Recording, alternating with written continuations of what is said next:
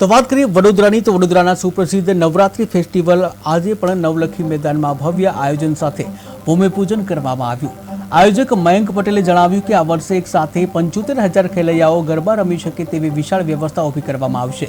આ ઉપરાંત 15,000 લોકો માટે દર્શન વ્યવસ્થાનું પણ આયોજન કરવામાં આવ્યું છે। મયંક પટેલે સ્પષ્ટ જણાવ્યું છે કે ગરબામાં પ્રવેશ માટે ખેલૈયાઓએ તિલક આવશ્યક રહેશે અને વિધર્મીઓને એન્ટ્રી ન આપવાની નીતિ અપનાવવામાં આવી છે।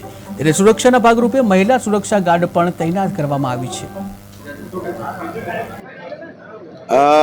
22 સપ્ટેમ્બરથી શરૂ થતા નવરાત્રિના મહાપર્વના ગરબાના વડોદરા નવરાત્રિ ફેસ્ટિવલ દ્વારા થતા આયોજનની આજરોજ ગણેશોત્સવ દરમિયાન ભગવાન ગણેશની સાક્ષીએ મા જગદંબા ભગવાન ભોલેનાથને યાદ કરી મા ધરતીનું આજરોજ પૂજન કરી શુભારંભ કરવામાં આવ્યો છે।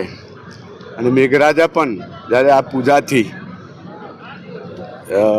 પ્રેરિત થઈ અને આમી